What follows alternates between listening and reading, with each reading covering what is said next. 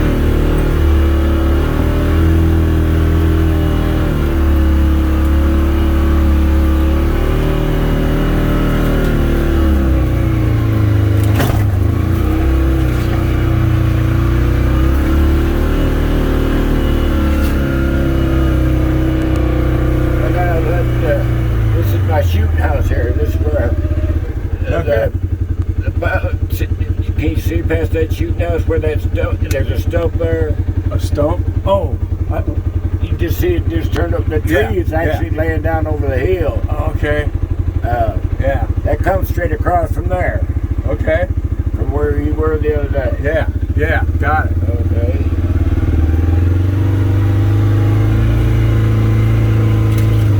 And it runs right here past these trees. The what? The what does? The boundary line. Oh.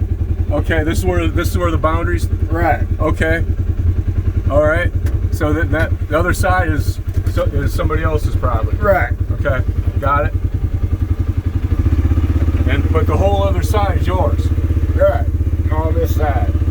Oh, okay. Well, Bill, do you have an easement to get up here? Is that what that is? That's my road there. That's yours. Yeah. Okay. Actually, the deed called from right there at the end of the road where the garbage pickup was. Yeah. Comes right up that hill to that stump. And then that's the boundary. That's the boundary. So you just only own the road, the driveway. Oh, 3 feet. Well, 3 either foot side. The other side. Got it. Thank you, Bill. Yes, sir.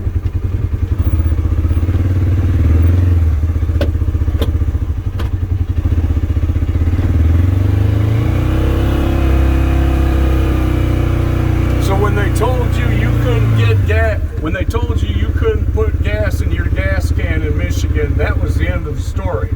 Well, yeah, what it was, I'd already served 8.5 years in the service. I was in the Marine Corps first, and then but I was under an 8-year obligation back in '55. Okay. Well, when I got out in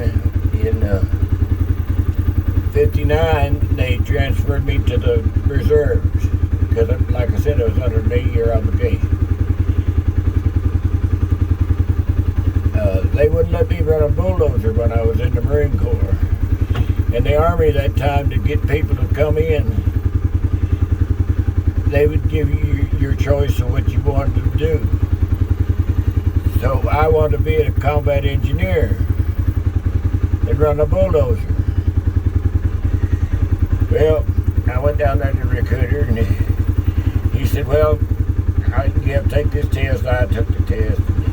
He said, oh, we're in the shade.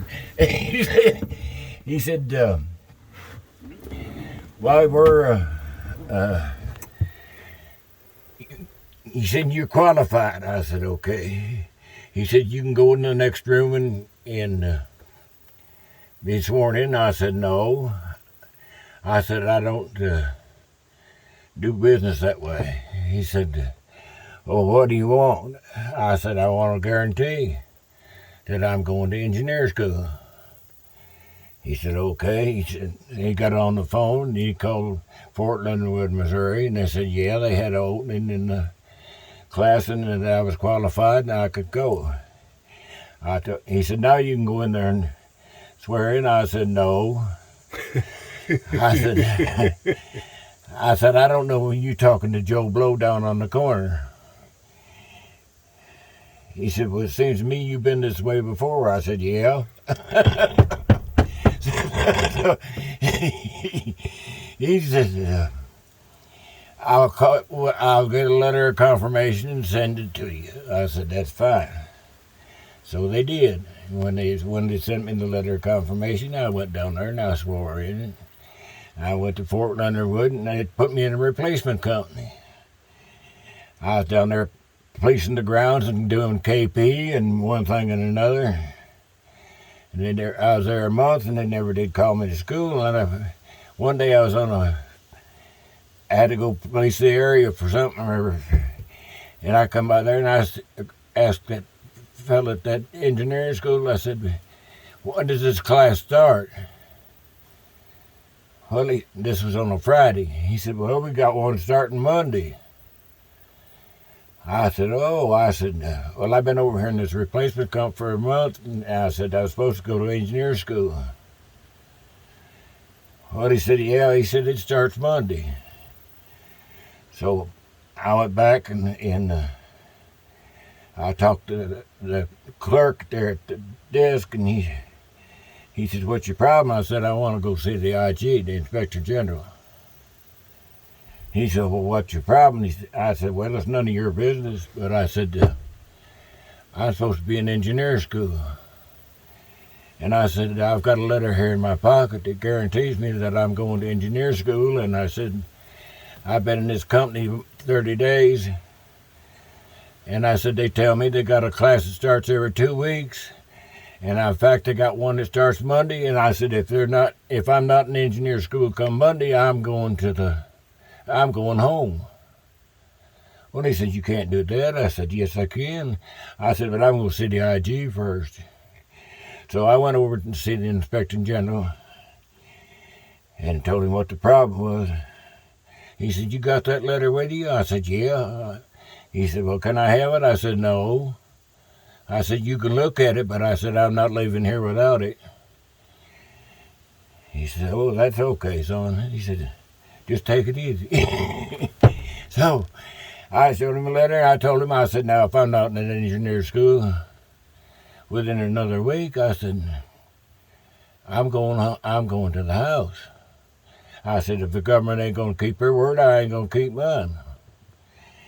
So he looked at the letter and he said, you keep this with you. He said, you be in engineer school come Monday. So I went to combat engineer school and passed it with flying colors and got to be first in my class, and everything went along pretty good after that. I went to engineer school there, and then they sent me to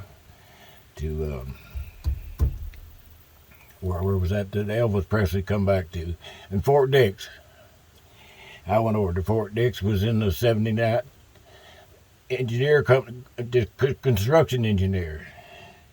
And I stayed there, and they told me, well, I said, son, you'll be here for your lifetime. I said, well, that suits me. All I had to do was, I was living off post, was married, and all I'd have to do is come in at 7:30 and for a work call, pick up my trip ticket and get on my truck and go up and get my bulldozer.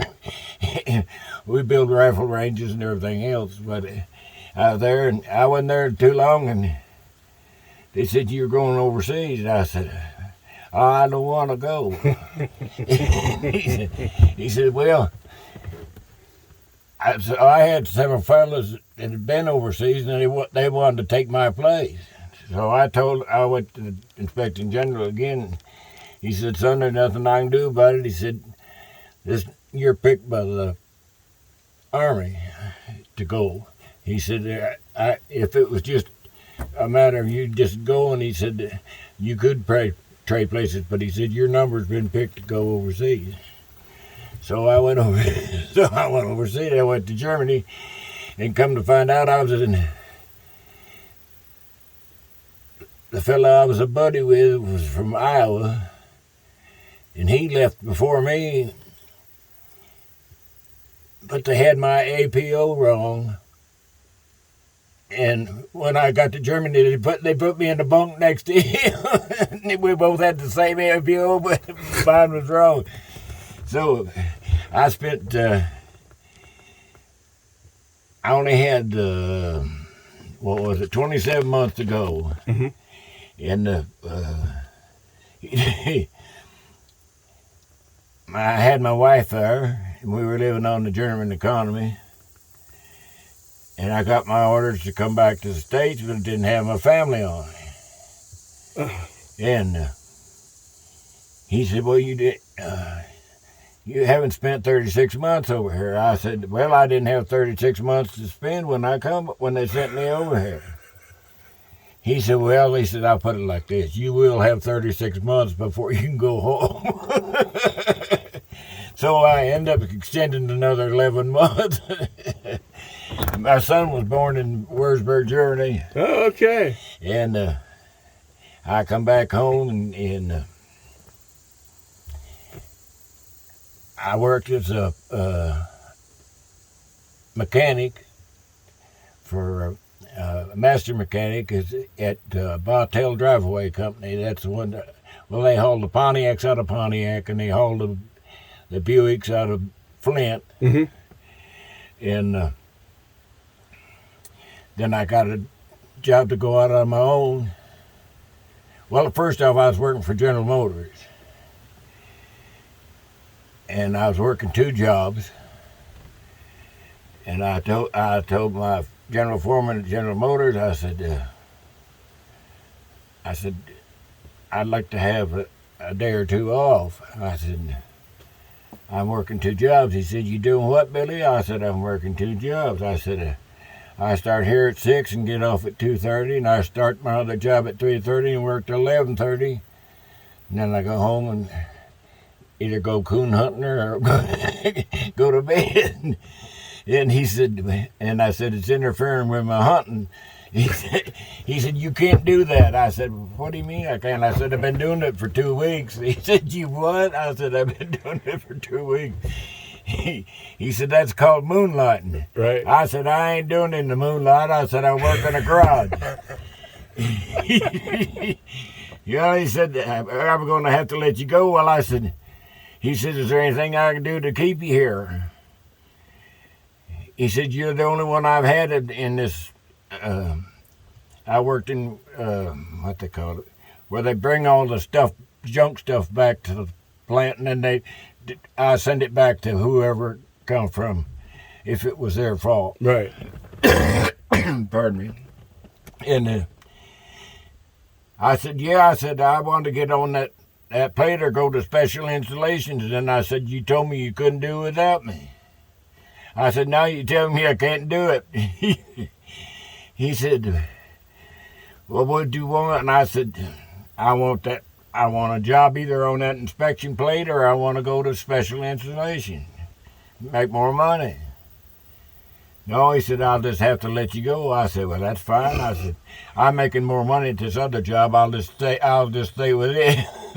So I stayed with it, and then I had an opportunity to go out on my own, and it was with a partner that I worked with there at Bowtails, and it was a fleet of dairy trucks, Maple Leaf Dairy there in Pontiac. And we worked on them, kept them going and kept them washed. And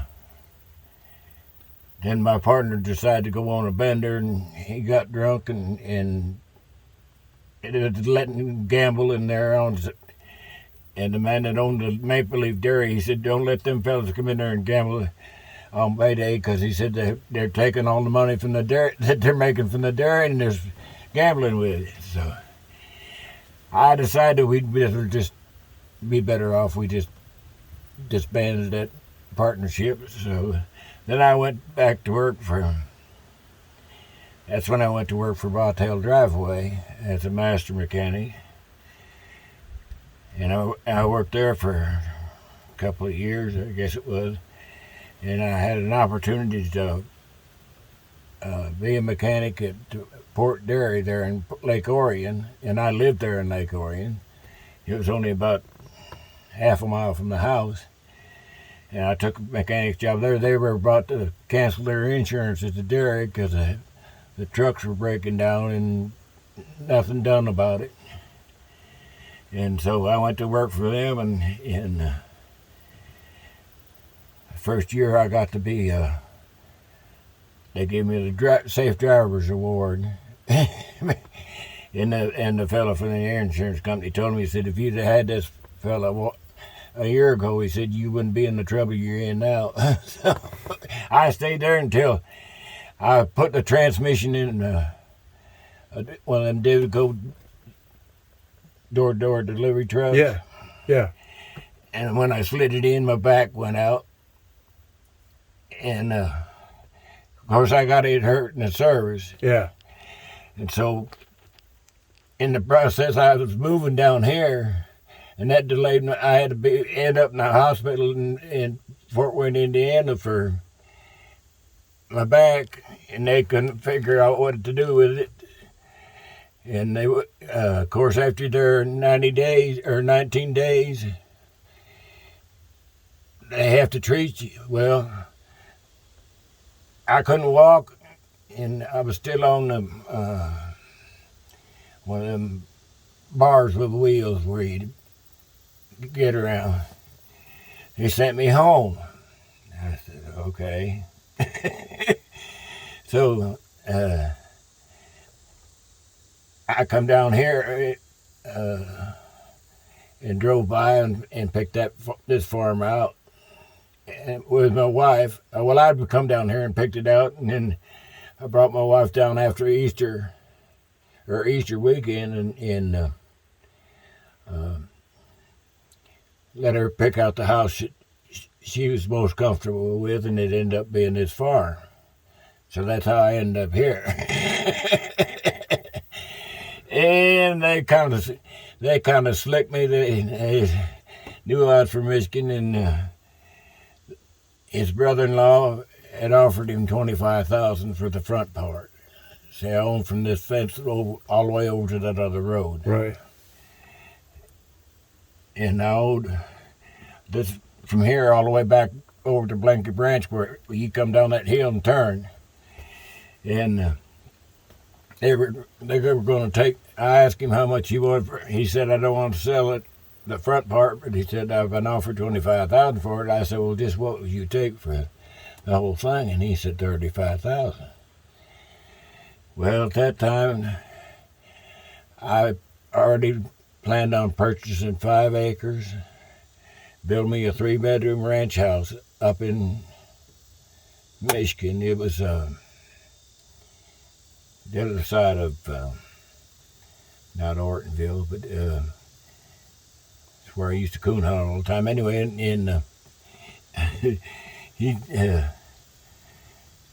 they wanted $38,000 to do that for the 5 acres and build a 3-bedroom house on it. So all of this property, I bought it for $35,000. yeah, 5 acres. Yeah, yeah, 305 acres more or less, with a farm and a barn, or a farm and 2 barns, and there was a barn over on the other end of this property. And I went to the bank and talked to the banker about it, and he said, yeah. I told him, I said, now I'm going to have $5,000 to put down, and I want to know if you can handle the rest. And he said, yeah. So then I went over to the Ford garage and asked them if they needed a mechanic, and they did. So I was all set. So I called Frank and told him I'd be down here to look at the place. And the phone just went dead. So between him and his brother-in-law, they expected, they wouldn't let me cut any timber. They wouldn't let me have the tobacco crop. They wouldn't let me have any garden things. And this is in August. And For here. for here. Okay. And he had a lot of pull on his account. He was a sheriff here at one time. I come down here to make the deal, and Charlie Beach said I didn't say no such a thing.